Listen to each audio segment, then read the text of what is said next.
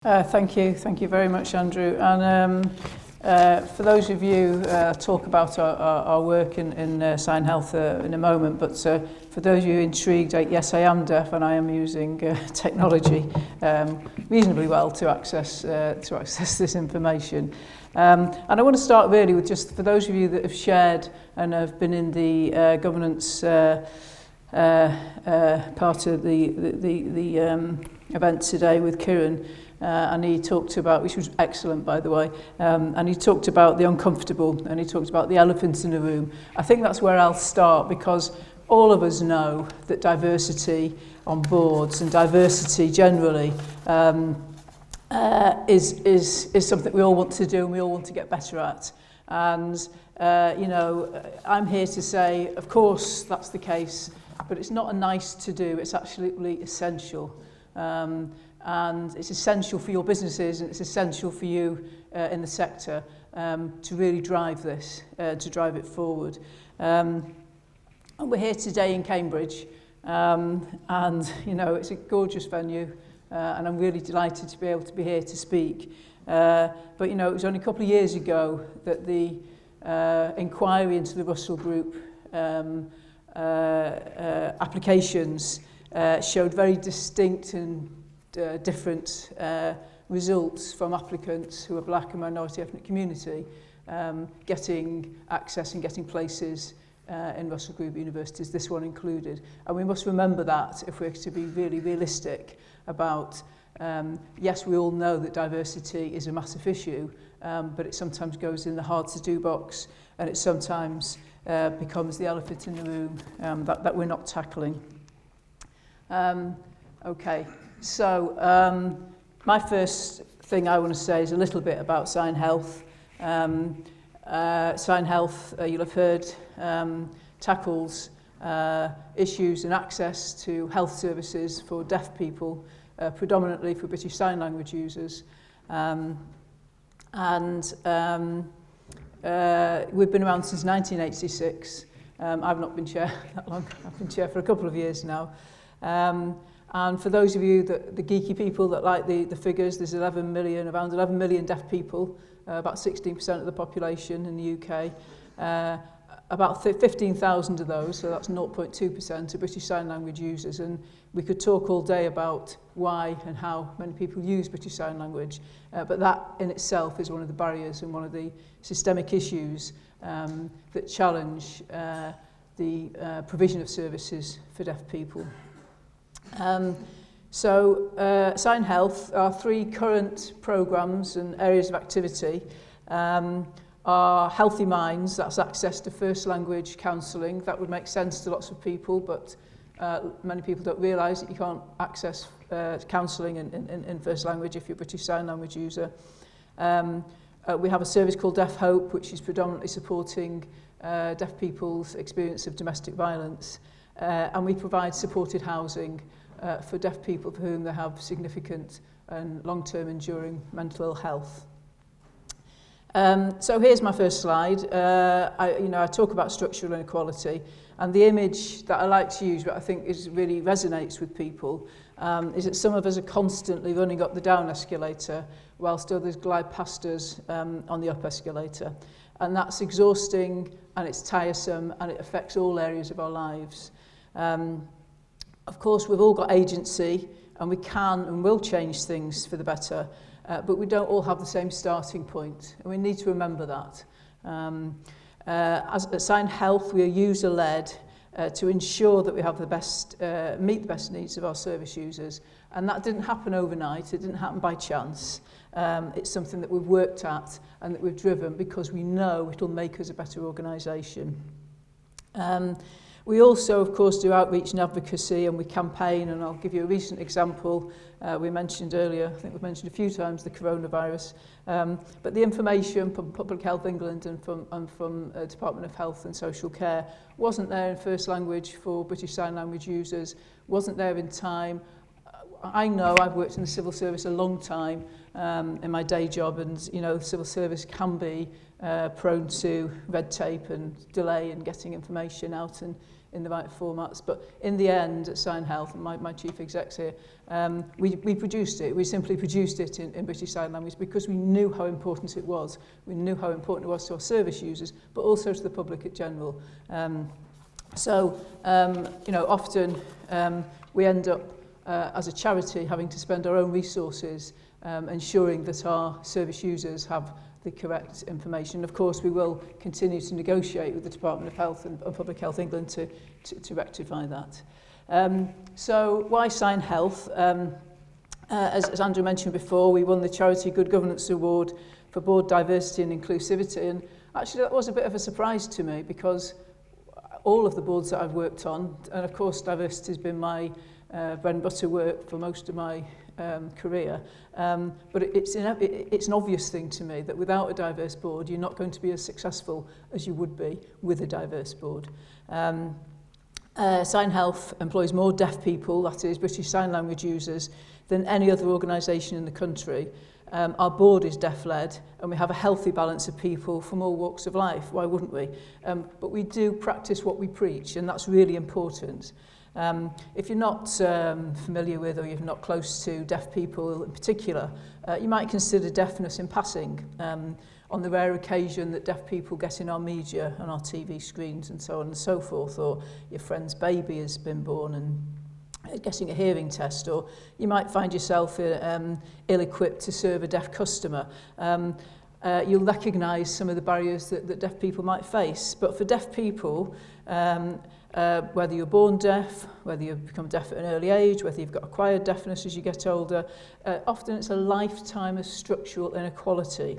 At home, at school, in leisure, at work, in housing and health and so on. And so you reduce life chances. Many of you will be aware, I'm sure, of the 10-year report, Marmot report, into 10 years of social determinants of health. And if you're not familiar with that, what that means is that Sir Michael Marmot understood that actually health interventions to resolve health inequalities, only about 10 to 20% of them are actually successful. Most of the interventions, unsurprisingly, need to come from better housing, from better schooling, from better access to employment and so on and so forth. But what we do know is that for many deaf people, the social determinants of health are simply not there, and so many deaf people suffer and live in extreme deprivation and disadvantage as a result of those social determinants. So here's a slide with a picture I took outside my house the other morning. The words weren't there, but they were in my head. And for me, another world is not only possible, she's on her way.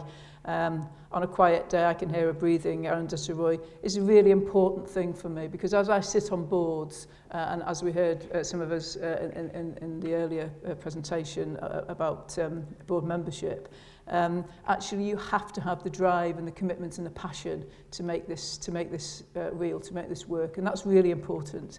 And today, of course, the focus has been on some of the key elements of good board membership, values and leadership, culture and relationships and so on. And I'll just go through very briefly SignHealth's commitments to these areas and the way in which we do it, the framework for good governance.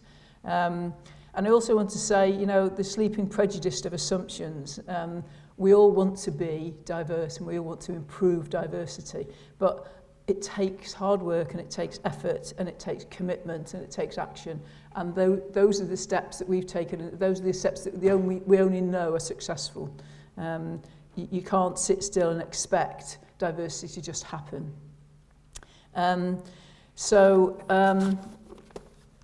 Values and leadership. For us, leadership is about inspiring others to challenge, innovate and act on our visions. We believe we can make a difference. Importantly, we lead with an authentic voice of deaf people. So when I came to the board a couple of years ago, one of the challenges I had to the chief exec was to both ensure that the board was deaf-led. So that means more than 66% of our board are British Sign Language users and growing. And similarly, although we employ more deaf people than anybody else, the British Sign Language users in the country, I wanted to see an upward trajectory of those people into the senior management team, and he's achieved that. And I'm very proud that that's happened, and it's made a difference to who we are, where our direction now is, how focused we are, and how successful we are at delivering. We value our staff, our board and volunteers and people who use our services, or importantly who may use our services in the future. Deafness isn't a constant thing, you know, this is something that as I say, people can acquire deafness, and we want to understand what those issues and conditions and things might be in the future. So for example, we have started discussions on artificial intelligence with public health authorities to see what impacts, either positive or negative, they might be for the deaf community in terms of how we deliver health and care services in the future. And we reflect our service users in our makeup and our diversity, and we understand at heart our experiences and barriers and the barriers and issues that people face. Culture and relationships. Of course, we're immersed in deaf culture, understanding and ways of being because of who we are in terms of our makeup. And we translate our service users' experiences and represent their views and interests on national and regional and local stages. And that's really important because that you know, we're a small community, 0.2% of the population. They won't get first priority thinking when it comes to delivering public services. We broker with government and authorities to improve how they deliver the services to deaf people, and we build credible relationships along the way, and we negotiate with government and agencies to improve how public services are made accessible to deaf people. And if I give you an example in terms of culture, most people know that British Sign Language exists and there's a different language, but less people are aware of the different cultural aspects of a deaf community. And I've spent a lot of time working with the criminal justice sector in my day job, and I spent a lot of time working on a report some of you will have heard about from the Equality and Human Rights Commission called Stop and Search that came after the Lawrence inquiry. And in that, whilst we were looking very particularly at the experiences of black and minority ethnic communities, particularly black and minority ethnic communities involving young men, I asked and looked at the disaggregation of data for young deaf men. And of course, young deaf men very often have increased arrests after Stop and Search simply because the culture of signing, the culture and the way in which somebody will communicate may be seen or interpreted by police officers as volatile behaviour. And it's important that we understand that and build into the way we deliver our services an acceptance of difference if we're to really treat everyone the same and re-level that playing field. In terms of transparency and accountability, we're all accountable to all deaf people in the UK, their families and friends, and we actively engage their views on how our services should be run and whether they're the right services for them. There's no point us saying this is what works for us, Deaf Hope or residential services, if it's not what deaf people need and want. So we need to find out what they want, and we need to continually engage with them. And I think that for me, that's not about consultation, that's about involvement, and there's a difference between consultation and involvement. It's subtle, but it means that you're sharing the power, and that's where the scary bit starts, that's where the uncomfortable bit starts, that we start to share the power that we have as boards and on organisations. We also share our successes and our failures openly and willingly, and we learn from our mistakes because we do make them like everybody else does, and we build on our strengths. If I give you an example of who we might engage outside of our specific target group, we might engage with, 80% of deaf babies, for example, are born to hearing parents. The trajectory now for all of those parents is that they will get contact with the health services. The health services will, in the majority of cases, suggest and offer cochlear implants. You'll have seen now 2 or 3 generations of young deaf people grow up with cochlear implants. They're not the best solution for everybody. There will be for some people, but what we're finding now, the data and the research is telling us, is that those people feel caught between 2 worlds. They feel caught between the deaf world, where they don't have access to deaf culture and deaf language and deaf expression, and they're also not fully accepted in the hearing world. So what we would like to do is work, and what we do is work with those health authorities to say, let's bring in deaf people to help those parents make those decisions about quality of life for deaf people, about accessing British Sign Language, about understanding deaf culture and being around deaf people. It seems like a simple thing, and it seems like if you're not used to and engaged with deaf people, you won't see that's not just simply not there. I'm going to do something technically now, I think, with this to get this to work, or maybe somebody will help me. Thank you, Andrew. So this is a little clip of one of our information videos that I just wanted to share with you about diversity and effectiveness. And the reason that I'm sharing this is because you know, we deal with all aspects of health and care for all different communities, and this is just one of our clips, just to give you an example.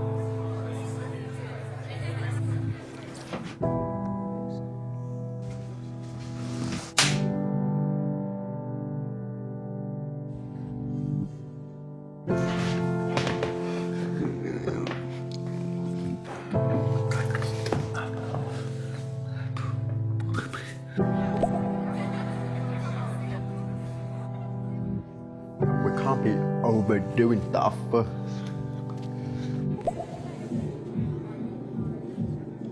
a big thing. Honor is everything.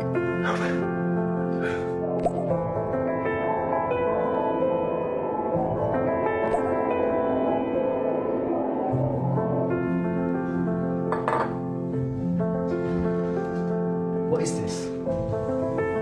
Drinking. Your brother will kill you. Be careful.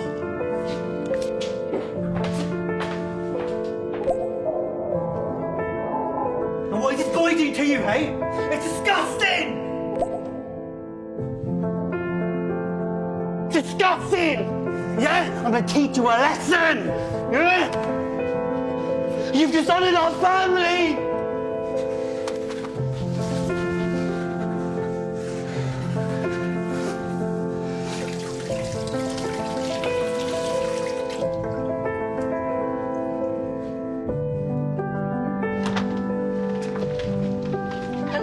Hi. Hi. Yeah. Can come. Yeah.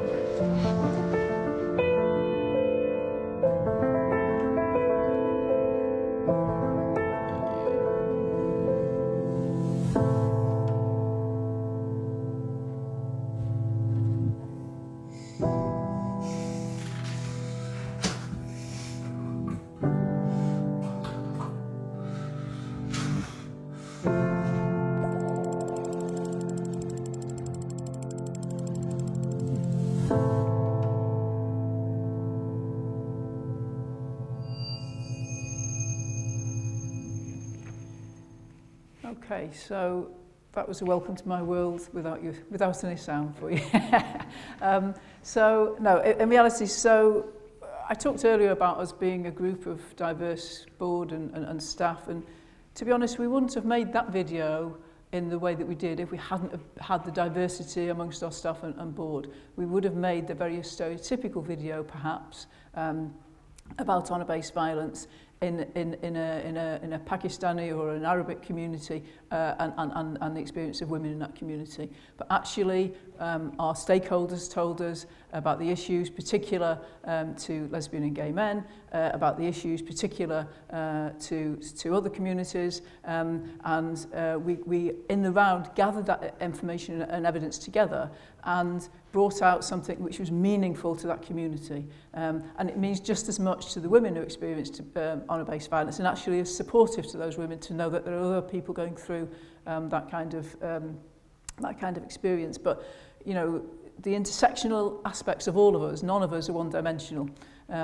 And actually for us all to understand that there are other groups of people that experience different things is really, really important.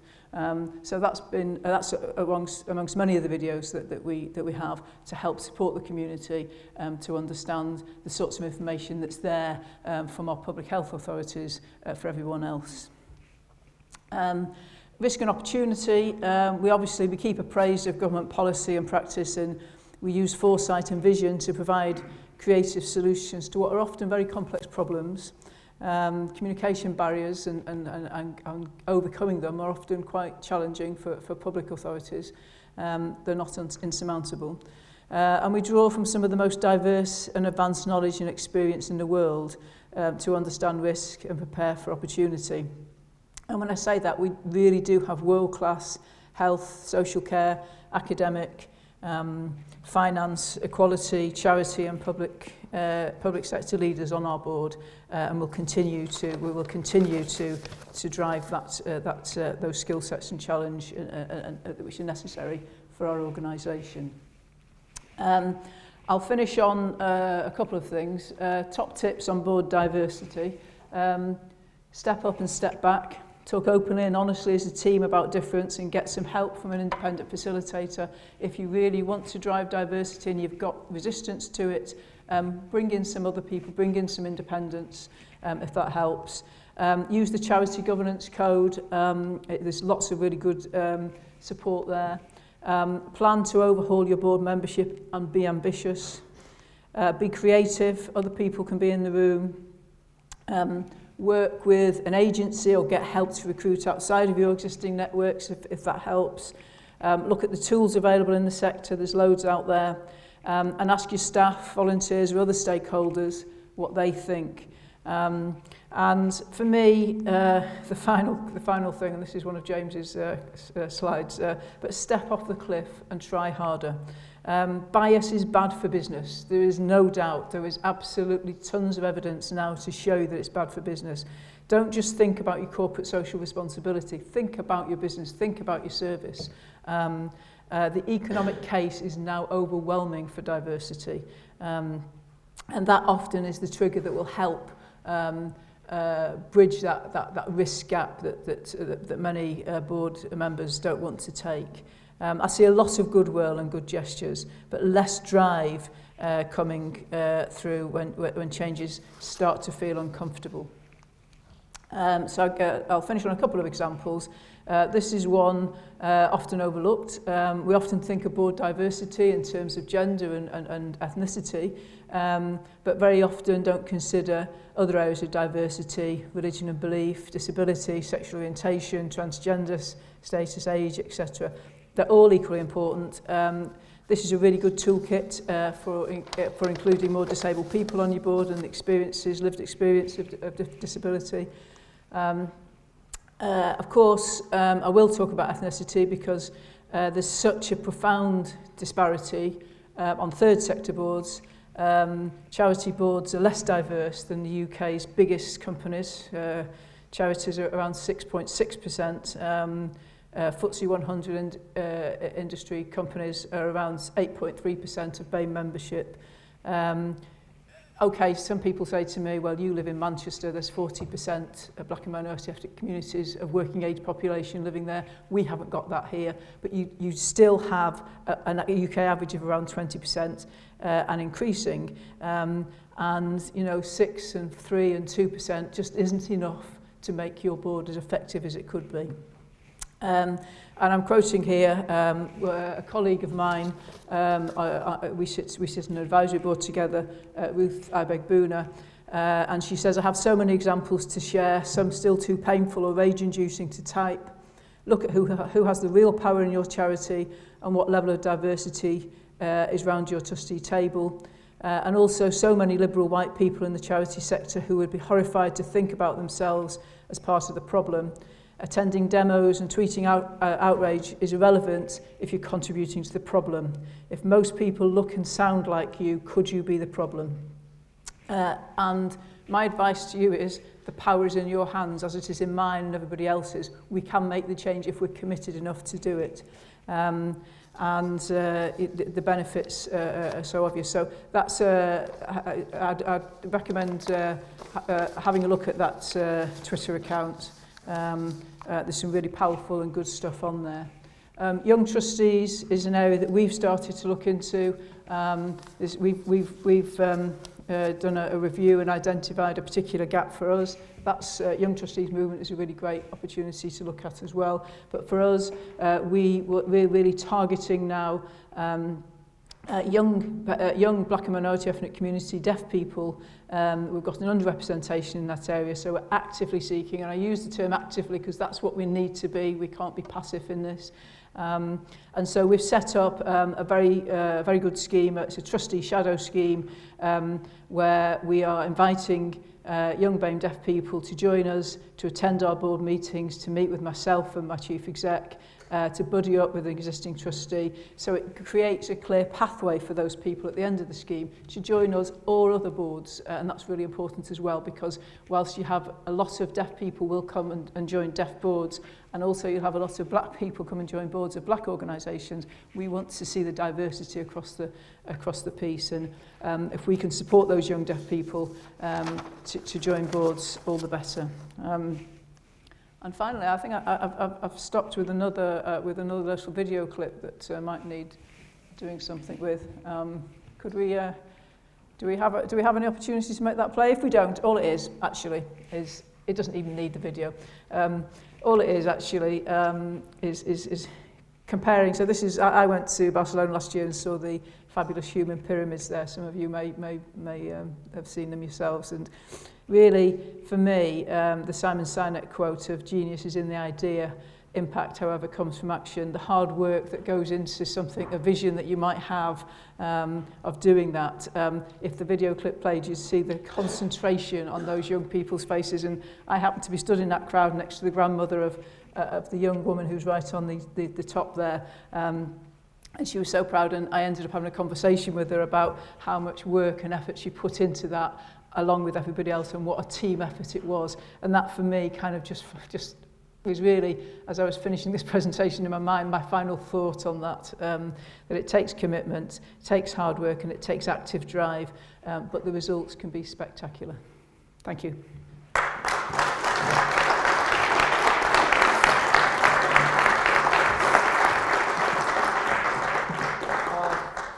Thank you so much. Thank you. You're very welcome.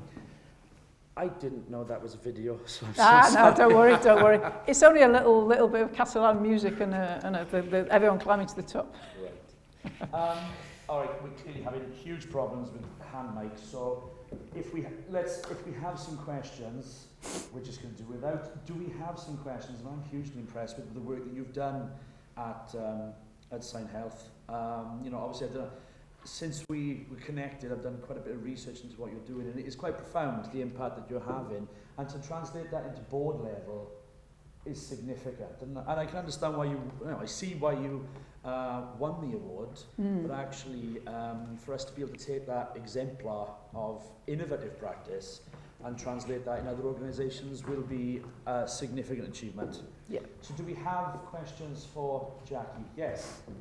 Diane Reed, Association of Chairs. I wondered if you could say something more about consultation and involvement and the risks, well, not really the risks and benefits attached to that, and how it works in practice for you. Sure. So I said in my day job, I although I'm seconded out, my day job is I work in the Equality Human Rights Commission, and of course I was one of the architects of the Equality Act, and the Equality Act requires us to consider involvement, particularly around disabled people and particularly around reasonable adjustments, but it requires us to involve communities. And lots of, like with every single phrase in the Equality Act, you get legal challenges on that phrase. What does that actually mean? Does it mean this? Does it mean that? What does it mean? And actually, in terms of involvement, when we wrote the Code of Guidance, the guidance says you need to involve people, and often gets translated as consultation.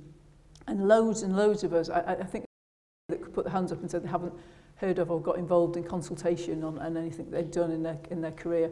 And consultation isn't enough, because what you do is you go out and you say to people, what do you think? And then you put it in a drawer and ignore it. Involvement means you have to negotiate, and you have to, as I said before, give up a little bit of your power and listen to your stakeholders. And when they tell you something that's uncomfortable or doesn't fit with your trajectory, you've got to really stop and think, well, how do I pay respect to that in a meaningful way? It doesn't mean we do everything that everybody tells us, but it means that we have to respect the views of our stakeholders. And of course, for the Equality Human Rights Commission, that's every citizen in the country. And that might be, as one of the people that believe in equality, that might be the more extreme and right wing amongst us, but we have to listen to those views, and we have to take them into consideration when we deliver what we deliver. And similarly, and that's not easy, but similarly, that's involvement is really, really important in that respect. Yes. Could you just say a little bit more about power sharing and winning over people who are uncomfortable with power sharing, a first step on that journey? Yeah, sure. So, and that's another interesting point, because I've worked for many years about diversity on boards in terms of gender, in terms of race, in terms of disability, and so on and so forth. And nobody objects to it. Everybody wants it to happen. But when you get to that tipping point of sharing power, it then becomes uncomfortable. So for many of us, and probably many of us in this room, the expectations from our life trajectory, we've been through education, we've managed to get some employment, we're at an age where we think we'll be involved in boards and delivery of either third sector or private enterprises. And that's been our expectations in life. For many people, they don't have those expectations. For many people, that trajectory is not there. And for us to share with people who we are not comfortable with, and I would say that, I've been involved in boards where I've involved veterans, where I've involved people with significant mental ill health, where I've involved homeless people, where I've involved drug and alcohol users, and that's not easy. It's not easy because the dialogue is very different, the challenge is very different, and actually people who experience extreme deprivation and extreme disadvantage will often articulate something in a way which is uncomfortable for people who have been comfortable on their board. So I'm not saying we all go out and do all that, but what we have to do is be prepared and ready to have somebody say, that's not working and that'll never work for me or my community or the people that I know. And then we have that dialogue. And I think, as those of you that were in the presentation before about effective boards, that's really important. It's really important to hear that. You can't ignore it. It's the elephant in the room. We must try and really engage people in those conversations and not ignore them. It's at our peril, really. Hi. Hi, Jackie. I want to say, first of all, thank you to you and James, because it gave me the opportunity to work with you last year. Indeed, yes. And I'm saying that from the point of view as somebody who is a stakeholder in working with you, and who lived your diversity in the room for 2 days. So you're actually living it with all audiences, all people, and it was a joy to be with you. So I'm going to ask 2 questions. One, which is leading on from Cindy's presentation, resilience, which is around the pain, the deep felt pain in people who feel excluded, disadvantaged, out of things, and any thoughts you have in dealing with those, because that you evidence through client services and other ways. So actually, Ruth's comment is actually very heartfelt about the pain, because often that pain manifests itself in different ways. And the second thing is about what came up in the previous workshop, which is about elephant in the room, because often this is an issue that people struggle to deal with. You know, our RSM survey last year showed that it's the least practiced principle of all the 7 principles in the code. Yes. So actually, it's that elephant in the room where it becomes something that works for everybody, and people can be comfortable in discomfort. Yes. And have results. So I know it's too proud, but I'm looking at both ends of the book. Yeah. Thanks, Tessa. And I think you're absolutely spot on there. The the thing about resilience and pain really struck me as well when Cindy spoke about that earlier. And actually, if you haven't got that guttural feeling in the room that understands what you're doing, particularly in the charity sector, but not just exclusively, but particularly in the charity sector, you've got passion and drive, and you know you could chair as a non-refugee. You could chair an organisation that supports the better life chances of refugees and asylum seekers. But if you didn't have refugees and asylum seekers on that board, in that room, in that delivery, you wouldn't really get gutturally what the experiences, what the lived experiences are. And you'll have heard I asked about lived experience. It's so important, actually, because that pain drives change. You know, we could talk at length about, and I'll try and be non-partisan here, but we could talk at length about the experiences that some communities are having today in society, whether it's people that have worked all their life for the NHS being sent back to countries they have no relationship to, or whether it's asylum seekers and refugees who are not giving due course to their human rights, or disabled people in care homes that are not treated with the very basic of human rights. There's many breaches of human rights. There's many breaches of equality that reduce people's life chances. Having those people there to help you guide the way forward is really important. But I also have a plea for, you know, if you're a FTSE 100 company that's delivering the next Tesla or the next Apple phone, it's still beneficial to you to have that diversity on your board and in your delivery. And the elephant in the room, it's really interesting. And, you know, we could talk forever about in this country, in the Western world, as being very polite, and politeness overriding the uncomfortableness that people feel about raising the issue of the elephant in the room. But as a board member, and as a good governance board member, it's absolutely imperative to raise that. If you're not raising it as a board member, then I don't know why you are there, because board membership is about pushing that elephant out to the front and saying, we deal with this, we find a way, it's not going to be easy, and it may be uncomfortable at times, and we will support people through that discomfort, but it has to be part of the role of being a board member. We'll take one more question, if there are any. Simon. Jackie, in your move to a deaf-led board, did you have to prise the fingers of any trustees off the boardroom table, or were they willing to move with you quite quickly on that? Yeah, so a couple of years ago when I came in, the chief exec was, James, who's sat in front of you there, was not long in either, and we both had a plan. And actually building that trusting relationship with the chief exec is absolutely important. We saw past errors, we saw past issues, and we had a board that were delivering in a very matter-of-fact kind of way, but they weren't delivering the services that deaf people needed. And the reason that we knew that is that we went out and we asked deaf people what services they needed. And when we realised that, I mean, I was brought in principally, I think, on the basis of my application to that post, of having a background in equality and diversity and wanting to change it into a deaf-led board. Now, I'm deaf, but I'm not a British Sign Language user. I can use British Sign Language. It's not my first language. Most of my board now are British Sign Language users, not all of them, and I wouldn't choose to have all of them as British Sign Language users. I'm choosing people for their skills and their background and their knowledge and their lived experience. And eventually I'll move off that board, having achieved what it was to achieve, which will be a deaf-led board. So the next chair of this board will be a British Sign Language user, and it will help the organisation deliver effectively.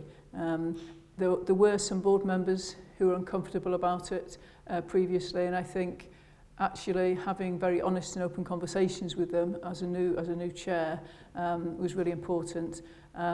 I didn't want anybody to leave that board feeling that they weren't valued and they weren't appreciated. But I set very clear with my chief exec, very clear direction for the organisation.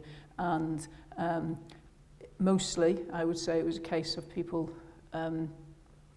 honestly saying, I don't have the right skills for this, I'm going to move forward and allow somebody to take that place. And I hope when we have this is our first year into our shadow trustee board, that we do the same for those young people who are coming up, who will be needing our services more and more in the future, to be able to pass the baton on to them. Can I just ask a very quick follow-up question? Because picking up on your point about the sort of bringing young people through, you mentioned on your slide about having a clear pathway for them. Yes. What does that look like? Is that a plan for their career to get them onto to become a trustee? Yeah, so it's to support those people to become trustees, whether it's with us or whether it's with anybody else. And it seems like a small thing, but I think probably 10 years ago, I first thought about becoming a board member. It wasn't something that was going to be in my kind of lived vision. Somebody asked me, and I got interested and involved, and I saw what was required. And when I saw what was required, I was a little bit scared, if I'm honest. And if you saw today what's required, we all know, the increased responsibility, the increased accountability is very, very onerous on board members. And so for a young deaf person who has, if I go back to what I said before about the social determinants of health, the average reading age of a British Sign Language deaf person in this country is 8 years old. So access to information, access to the skill sets, the development of the skill sets in order for you to be involved in board membership is very limited. So we know in doing that, in providing that thing, so they will have as much support and sponsorship from our board members that exist now to develop their careers in that respect. And my goal, James doesn't know this yet, is to push those people and to do this on an annual basis to create a number of places for young deaf people to move out into the industry. And what we will do is we will work with our partners and our organisations that we network with to encourage them to take on deaf board members. That's right, isn't it, James? Yes. Yes. Jeff, very quickly, did you say 16% of the population there? Did you say that at the beginning? 16 point something percent, yes. Yeah, 16.3, thereabouts. But that ranges, and the other thing is that everyone will assume that, so very quickly I'll talk about the social model of disability, but everyone assumes then, oh right, what do we put in place to encourage and to ensure that we can access, because if all of you wanted a deaf person on your board tomorrow, some of you may already have some people, then you would think, right, what do I need to put in place to make sure that person is welcome and joins us? And it won't be the same thing. So some of us, James for example, uses hearing loop. I don't use hearing loop. I don't wear my hearing aids. They're of no use to me whatsoever. I use Palantite, which is here.